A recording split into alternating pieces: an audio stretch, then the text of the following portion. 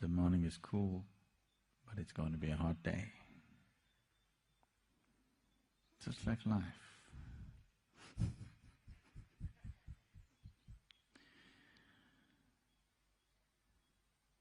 You don't go by what's there now. What's there now is all important in terms of experience. But what's there now is not an indication of what's going to be. Definitely not.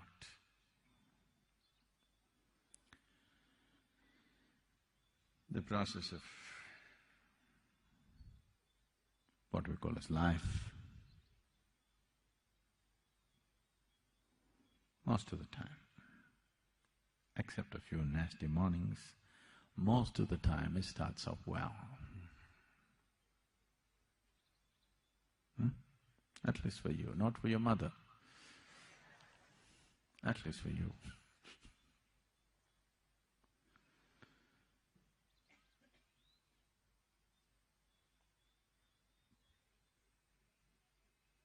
Not that everybody's life, something wrong has to happen. Some people have a good deal, some people have a bad deal.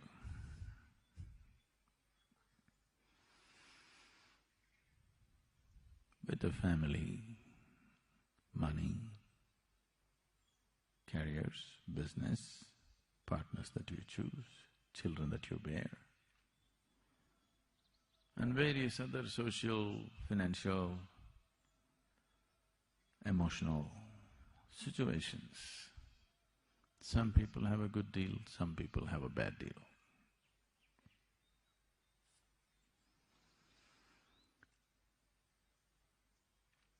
Good deal or bad deal is not the point.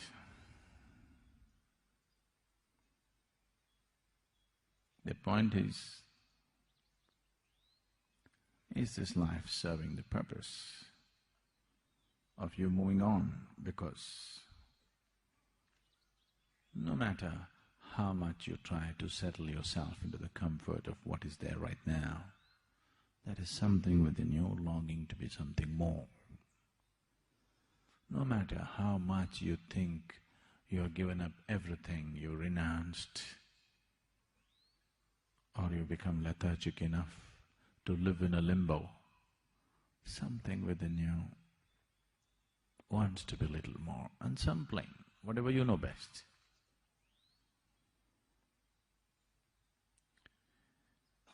Either you can keep this longing, just coming to terms with it. This is how life is. Some fulfillment, some frustration, some gain, some pain. These are all the philosophies people propound to solace themselves, to tranquilize themselves, to stay half asleep. You are right now? They pulled you out of the bed and brought you? Even if they're beating the drum,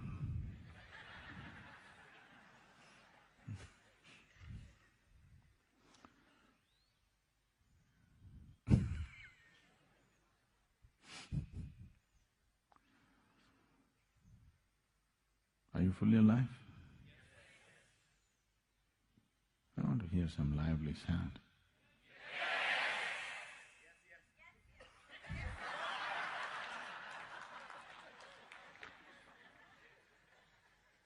So whenever I ask you, are you on? You say,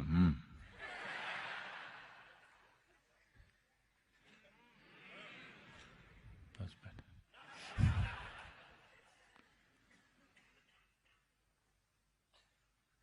So,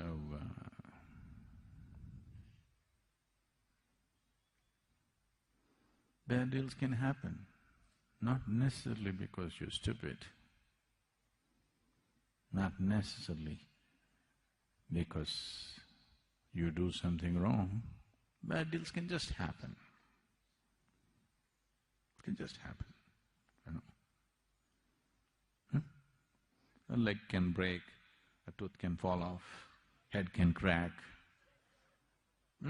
Somebody dear to you may fall dead tomorrow morning. Bad deals can happen just like that, not because of a mistake, not because of something, it can just happen. It's happening to somebody every day. Every day, somebody is having a bad deal, isn't it so?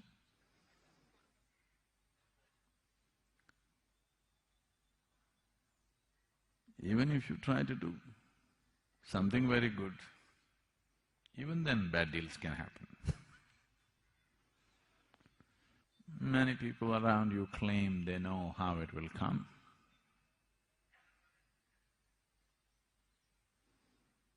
They wrote it on a paper, they gave you that horoscope. That horoscope which told you that this was the right man to marry.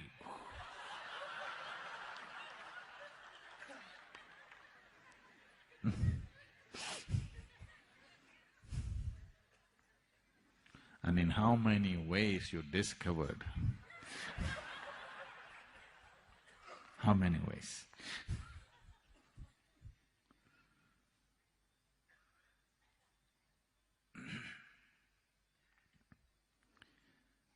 Lots of claims about life,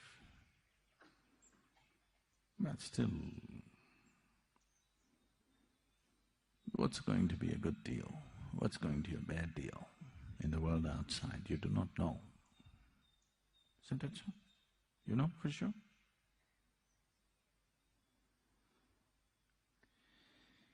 So,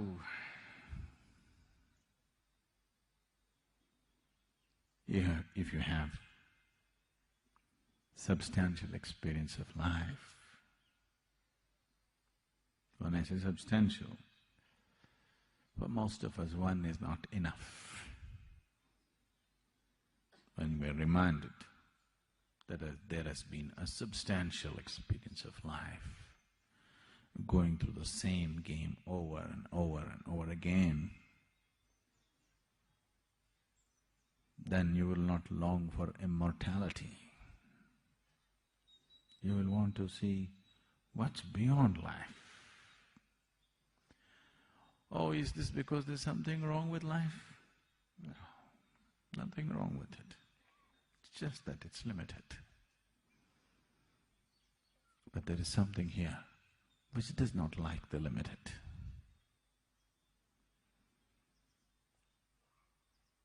There is something here which does not like boundaries. There is something here which will not settle for anything less than the boundless.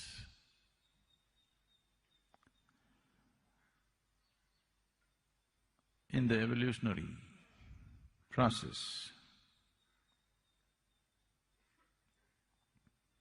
you can see from a single-celled animal to all that has happened now,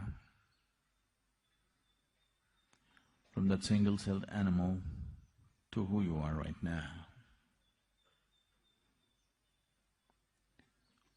All that's been happening is to somehow bring a larger slice of life into your experience. That's all that's happened. Became little more capable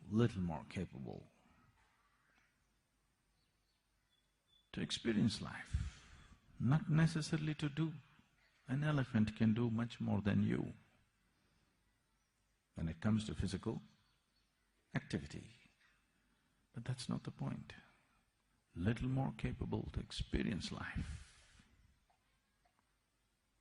Because what is there now is somehow not enough. Pacifist philosophies have been taught to us to make you sleep where you are. Be content with what you have. But it's not worked. See? Early morning bad deal, Somebody's having a bad deal.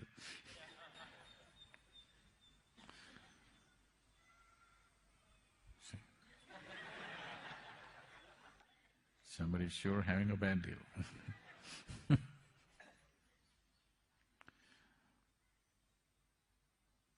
Lost your child, lost your mommy. It's not a small bad deal, it's a big bad deal.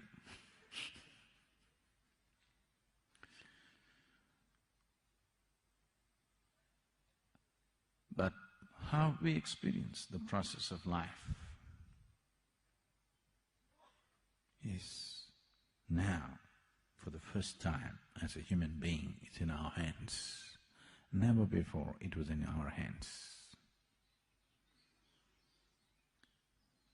In the process of evolution, all these millions of life forms that this might have gone through,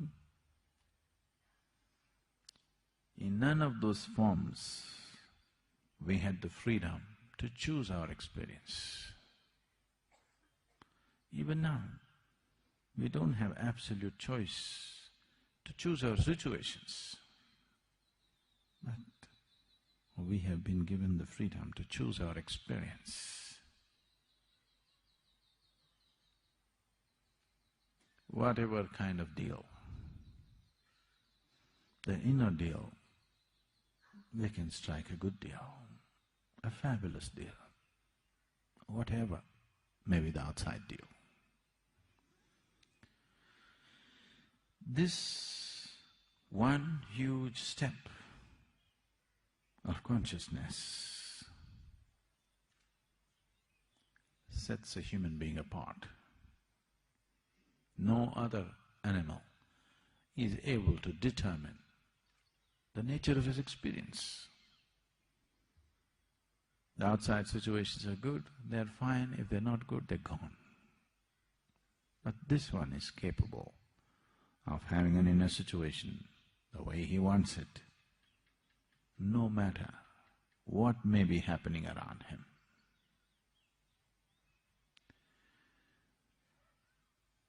This ability, once this ability has come, if you exercise the choice of being conscious, it's a benediction. If you do not, it is magnified misery compared to any other creature on the planet. No other creature on this planet suffers the way a human being suffers, isn't it?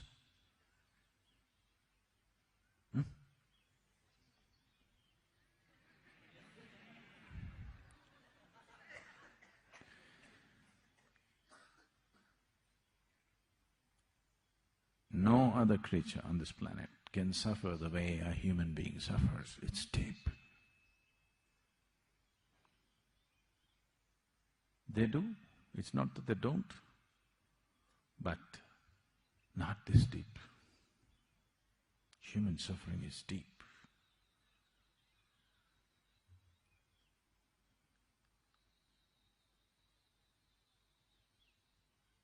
This suffering is as deep as it is. Not because life is suffering. A lot of people have come to this. So if life becomes very sweet and beautiful within you, the experience of life, the more blissful it becomes, more the longing for transcendence. People are always thinking, the suffering will seek. No. Those who are suffering, if you dangle a little bit of pleasure here, they will run after that. It's only one who is absolutely blissful, who will go straight in the path because nothing bothers him, nothing interests him. He's already in the most pleasant way a human being can be. Now he wants to go beyond, nothing else. Somebody who is suffering today, they say today, Sadhguru, I want mukti. Their idea of mukti is freedom from suffering? No. Mukti is not freedom from suffering. You cannot even seek liberation. If you're in some state of suffering, if you're suffering, all you will see, all you will seek is the sweetness of pleasure and happiness, nothing more. Because people went on talking about or lived their life and made their lives an absolute suffering, that is why this whole idea of heaven. Heaven is a bloody perverted place. For sure, isn't it? No? You heard some stories about heaven, how it is? You have or no? It's a bloody perverted place, there's no question about it. No sensible human being would ever want to go there. But the whole world, at least a large part of the world, is aspiring to go there. That's their idea of ultimate, unfortunately. Exaggerated quantities of pleasure. You should try it here, you'll get sick of it in no time. Because always it's been rationed.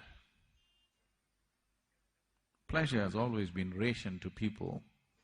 They think larger quantities is going to be better. Have a large quantity of pleasure and see, you will get sick of it. Because pleasure is just a poor substitute for joy and blissfulness. And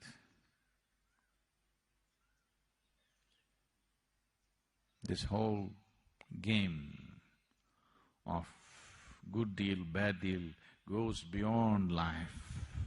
Hell and heaven is just good deal and bad deal. Even when the deal is good, you can still suffer, isn't it so?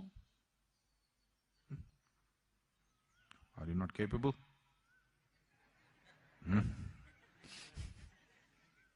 Even when the deal is great, are you still not capable of suffering?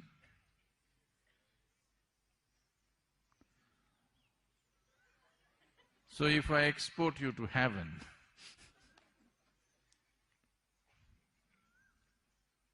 who told you this is not? Who told you this is not heaven? How do you know? Is there any guarantee for you that planet Earth is not heaven? Do you know? Maybe you went through all that hard, bloody world somewhere and now you're in heaven. See, even the women are beautiful.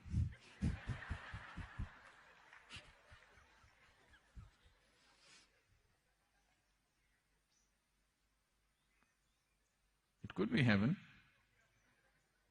No?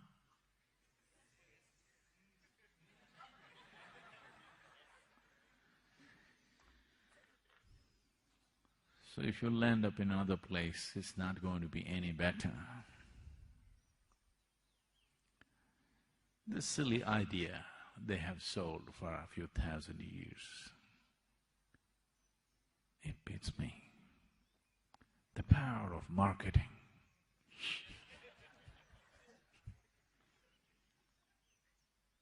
It's just impossible, you know, the power of marketing.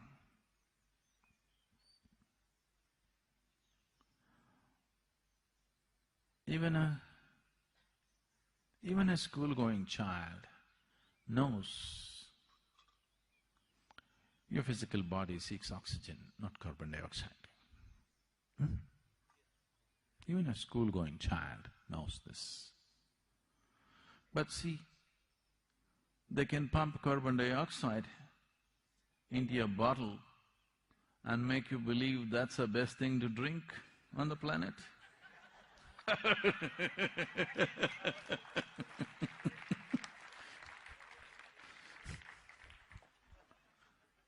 Power of marketing. Real thing.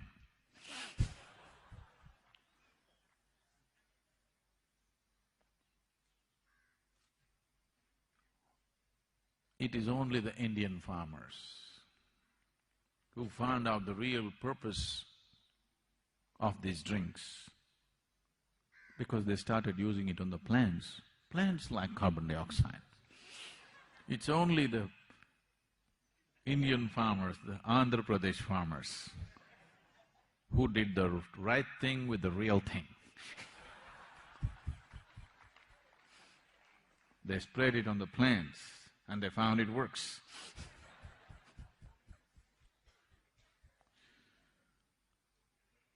So, what can be sold to you if the marketing machinery is strong enough? Just anything can be sold to you. And too much junk has been sold to you, all kinds of junk. All kinds of junk. The general description of the heaven is such that I wouldn't want to go there.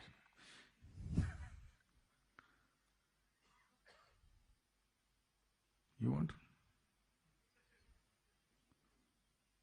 Even if it's real, still it's not an attractive place to go. Many of you married.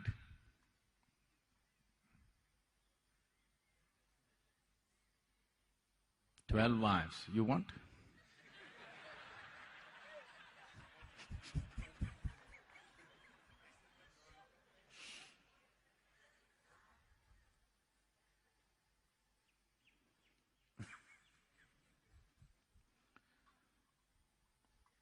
Not my idea of heaven.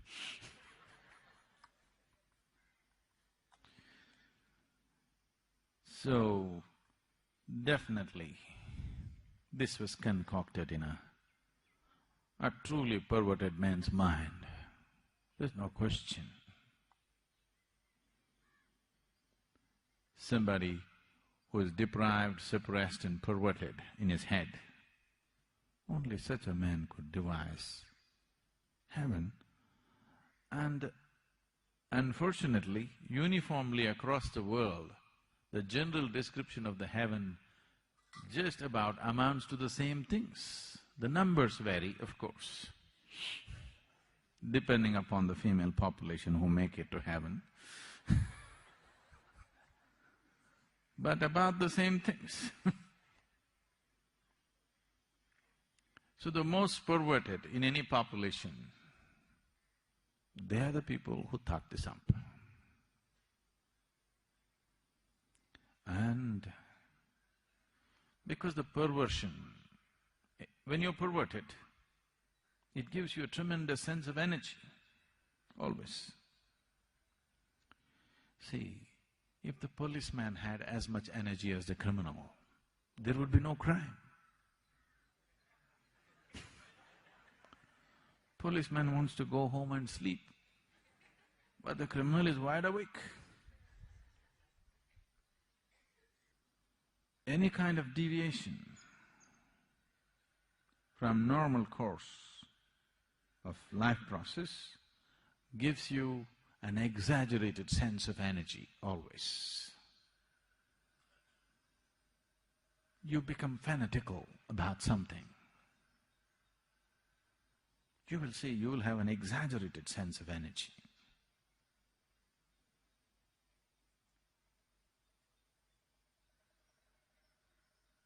If you become very loving, blissful, you'll have a great sense of energy, but it will not expend itself the way a perverted mind will do.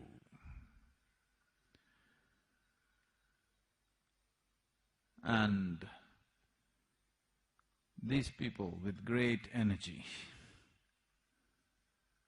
and they went about selling it.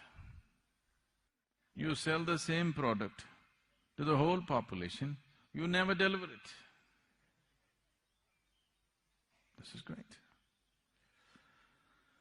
This is like, once in a way, I think it's making everywhere, in Tamil Nadu this is making rounds, somebody comes up with $1 million currency note. You heard of these things in Chennai? Chennai people have a fascination for this. Somebody says, there is actually a $1 million note with this man. It is certified by the United States government and he is willing to give it for a discount. Because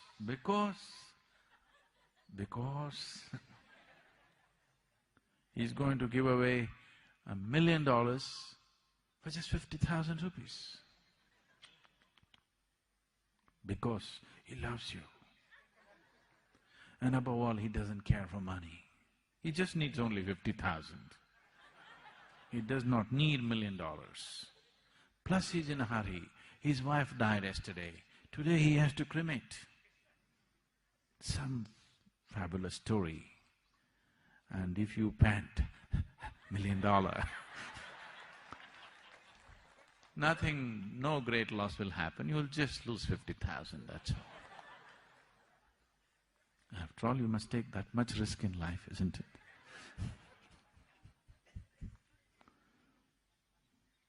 So this goes on and on and on.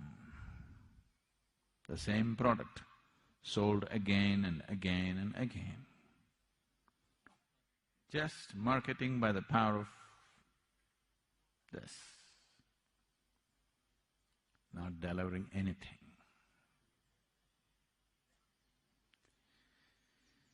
So you know all the… the Madoff job. You don't know the Madoff job? No? Okay. I won't go into the financial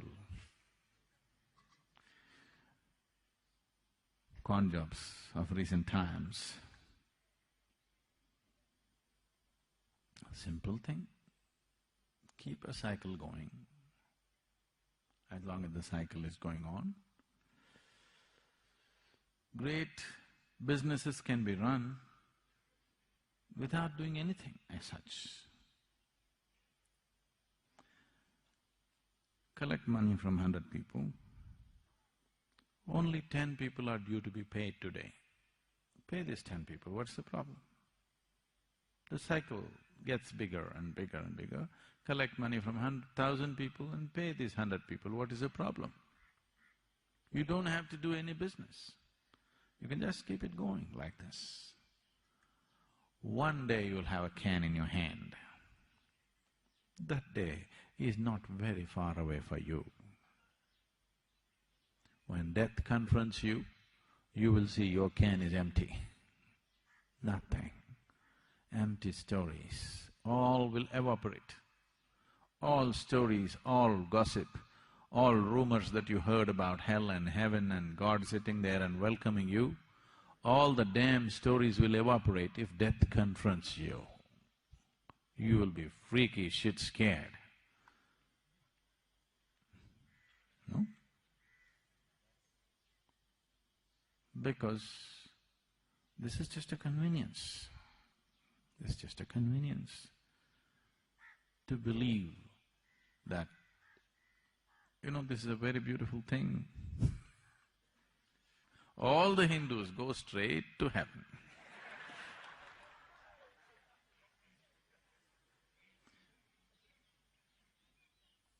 If anybody dies, we never say he died, we say he reached heaven. Yes?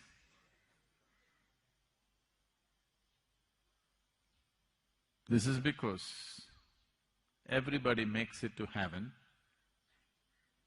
because that's just another place like this. So here we never considered going to heaven as a big thing.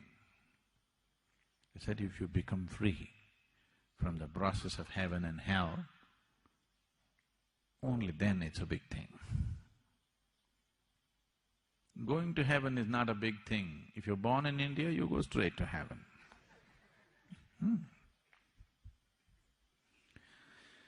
Because probably after living in India, wherever you go, it feels like heaven.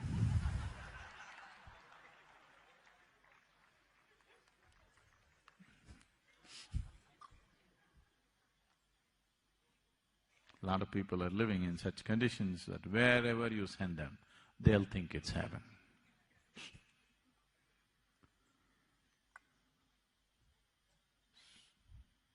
you're in the right place.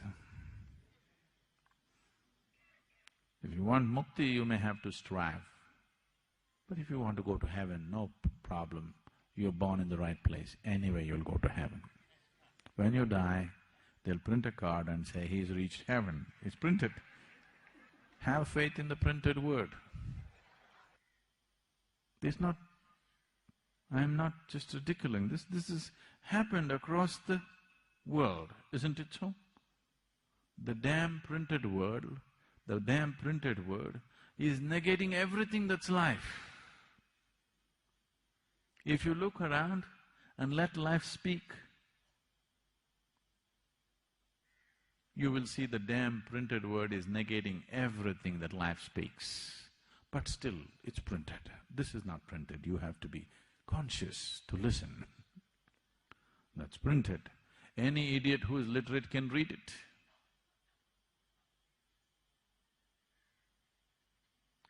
Literacy doesn't take intelligence, isn't it? Does it?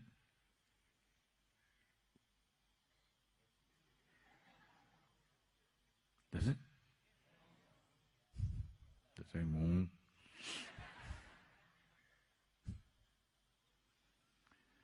Literacy doesn't take intelligence. If you're born in a certain society, you become literate, isn't it? Every idiot becomes literate if you're born in a certain society where there is certain apparatus of education.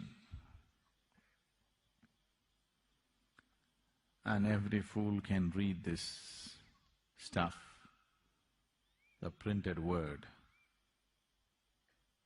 which somebody says is sacred. It goes against life, it doesn't matter. It makes people fearful, guilty and confused. It doesn't matter. Only because it's so great, it can confuse a great mind like you. Isn't it?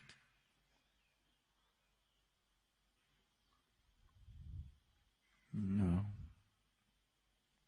Causing confusion is very easy. Bringing clarity is another world. Bringing clarity into people is another thing. Causing confusion is very, very easy. It can be done.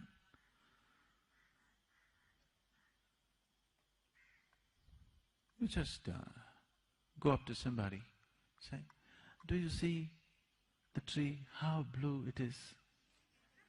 Say, what? What, don't you see? It's blue and don't you see the pink fruits?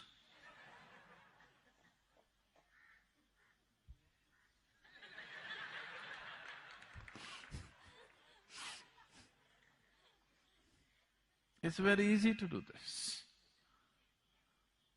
They've been doing it for thousands of years.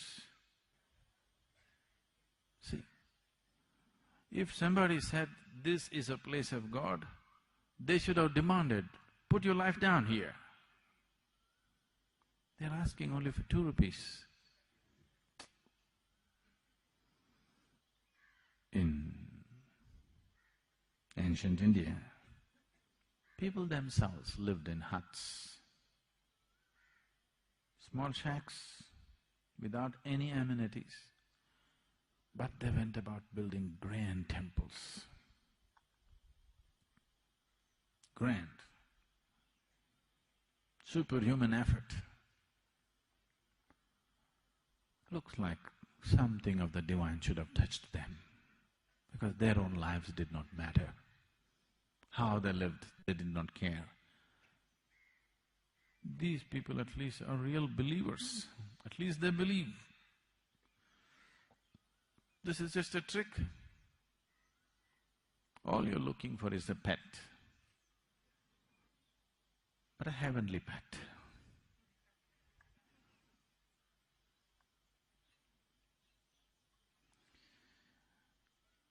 It is not that there is no meaning to this, it is not that there is no basis to this.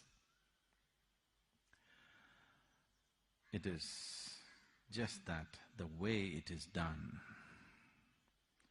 If these devices are just ways of bringing about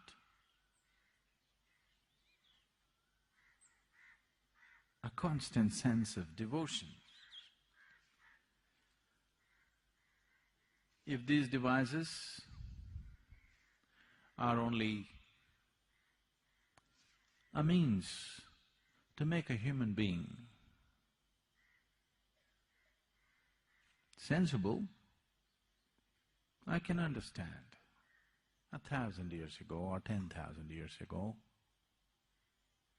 maybe this was the only means they had. That's okay. But it's being sold as real, not being presented as a device, then that becomes a problem.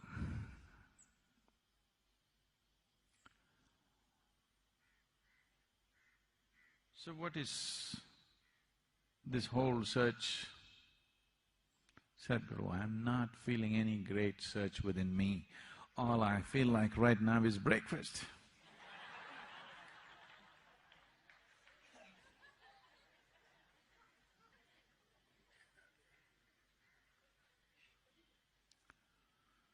Yes.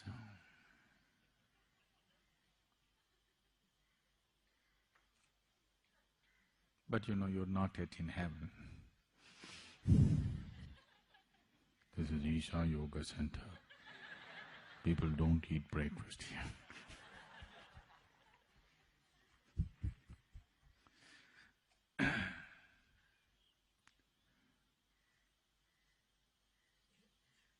Why can't we just enjoy the mundane?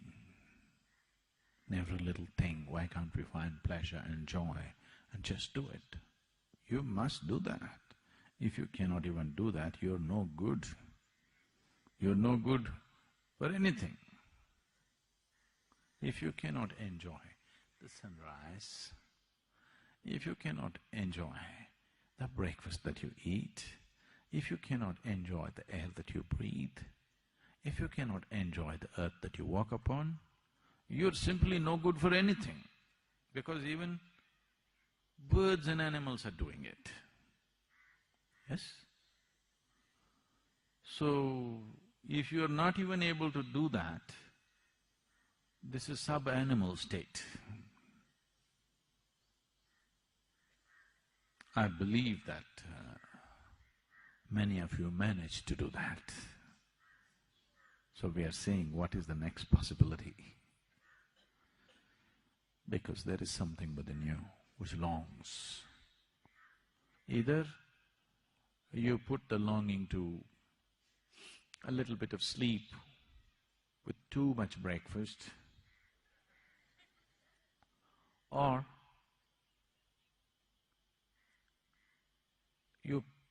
you've confused the longing by creating false longings. See, whatever a human being is seeking,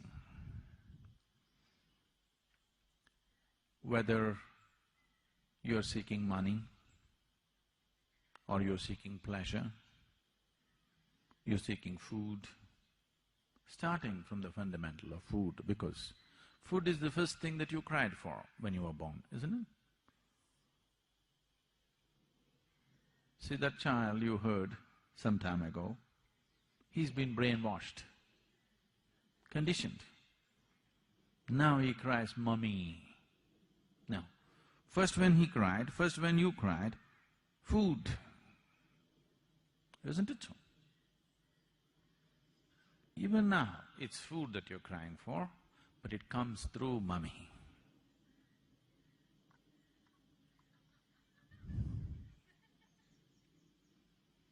So starting from this fundamental longing for food, what is the longing for food? One thing is the physical hunger, nourishment, but beyond hunger also you're eating, isn't it? I can see.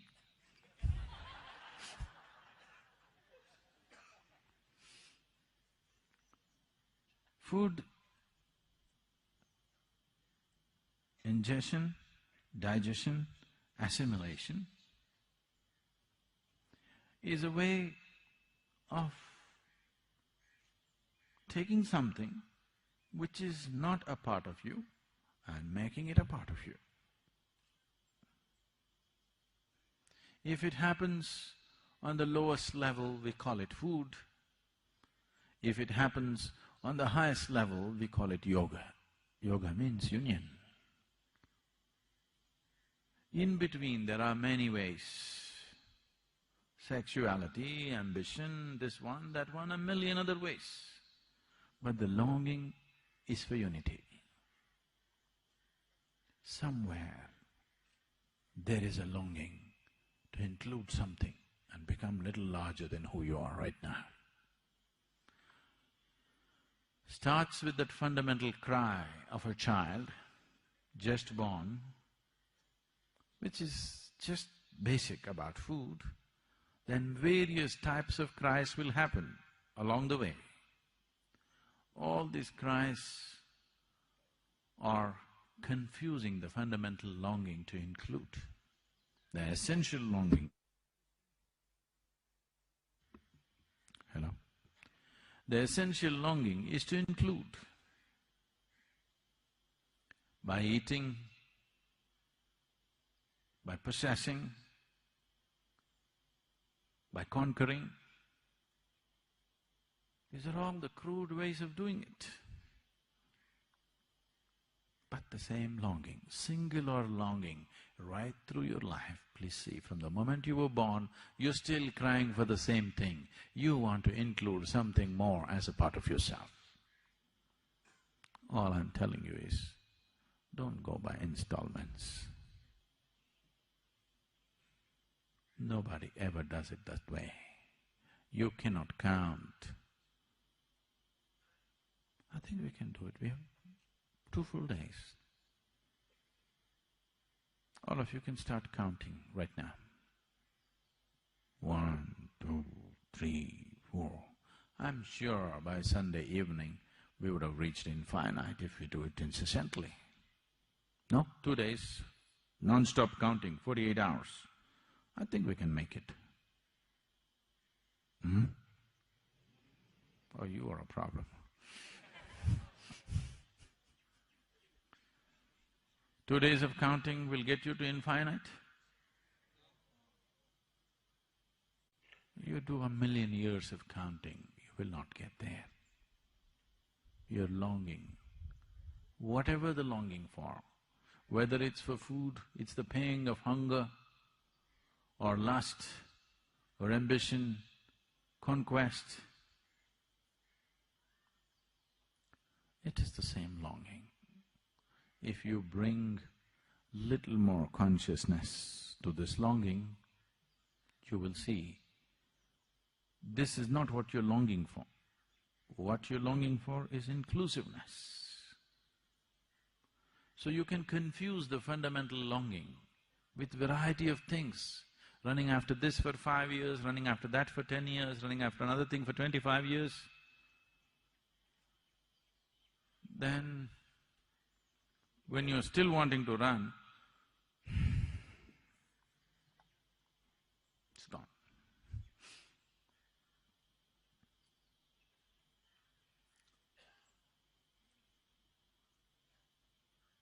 A 94-year-old man in Kentucky. What's Kentucky? These are people who breed horses. A 94-year-old man who lived on a horse ranch all his life, whose whole life and work is with studs. At 94, he married his 6th wife, who was only 18 years of age. You know, there's a large ranch.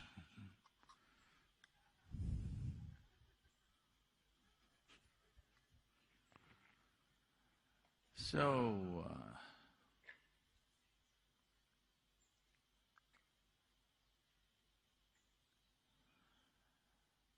he met his wife on the first day,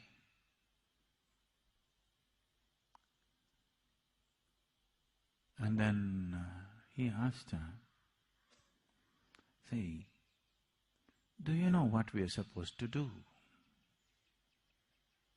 Just like Adam. "Did you talk to your mother? Did she tell you some facts about life?" She said, "No, I did not speak to my mother. I do not know any facts about life." Then he said, "I think I know, but I've forgotten."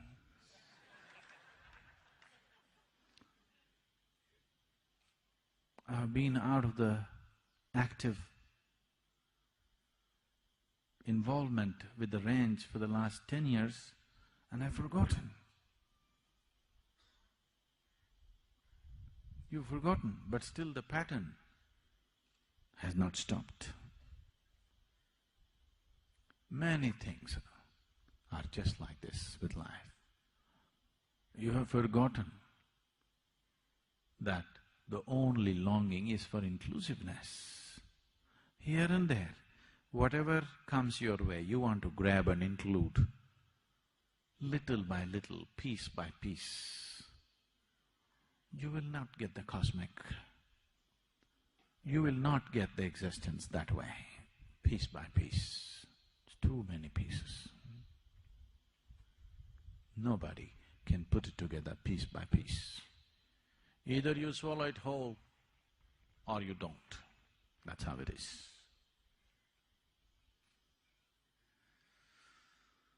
As I told you yesterday,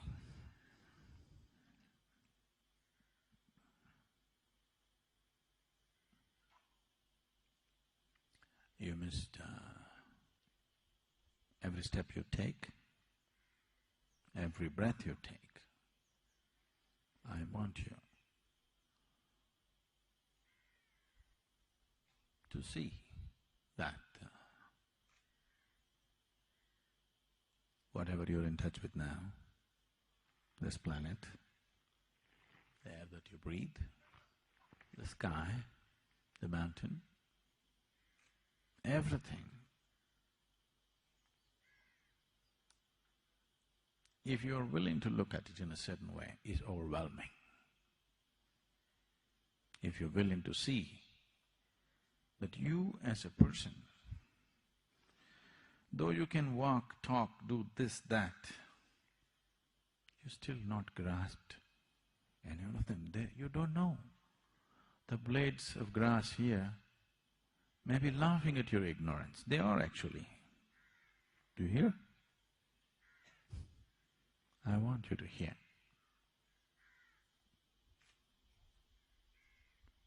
Because that's how it is. Everything here knows life except the human being. Because he was given the power to transcend life, he has chosen to go under. He was given the freedom, not just to be life, he could go above life, but most of them chose to go below. They're not even enjoying life as a tree is enjoying life. It only suffers if it has a bad deal. You're capable of suffering a good deal. No breakfast is a bad deal, but there's lunch coming at 9:30, that's a good deal.